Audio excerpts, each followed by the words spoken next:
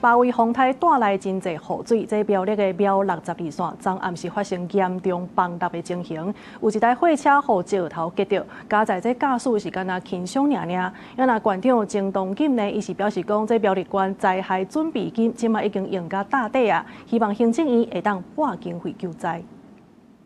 山腳邊已經空空一片，大面積的土石嘛規個落落來，下骹的道路嘛完全砍掉咧，還佫有一隻貨車互土石綴掉咧，倒佇咧大粒石頭，還佫護欄中間，好佳在貨車駕駛逃過一劫，敢若輕傷，想到還是會驚。突然聽到一些轟隆轟隆的聲音，昏天暗地啊，然後整個就是撞這樣子，然後我就整個被推到最旁邊。完全車子停下來的時候，我已經知道車子有變形了，把車門趕快踹開。我離開車子的當下，我有聽到轟轟轟的聲音啊，我就知道自己一定要往前跑啊。如果我不往前跑，我一定會死掉。老鄭是13暗時要我11點準備送貨去泰安鄉溫泉區的超商，不過經過苗62線2.3公里處的時陣，卻拄到落去的石頭，伊趕緊落車走去超商發救人，因為苗62線是泰安鄉主要的道路，落去的石頭嘛造成雙向交通斷去，有3個障礙交通路線嘛互擋掉咧，需要駛過去才會當行。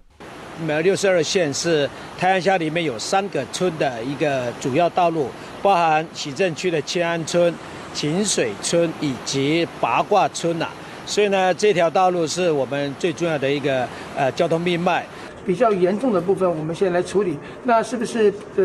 這個災損的部分哈，請行政院我們的這個災害預備金也用完了哈，希望行政院盡快核下來，讓我們苗栗縣好做後面針對泰安跟南莊的這個災害處理的工作。苗栗縣長鍾東錦14透早去到現場，初步評估有1000棟的土石，為130公尺到150公尺的高度落落來，石頭落去的區域大概有100公尺，大型的機械已經入去倒3工啊。鍾東錦除了請行政院趕緊撥經費協助泰安甲南莊的災後修復，另外針對落去的石頭，地方是希望會使直接通過，免擱彎來彎去。不過因為經費的問題，希望中央倒3工。記者綜合報道。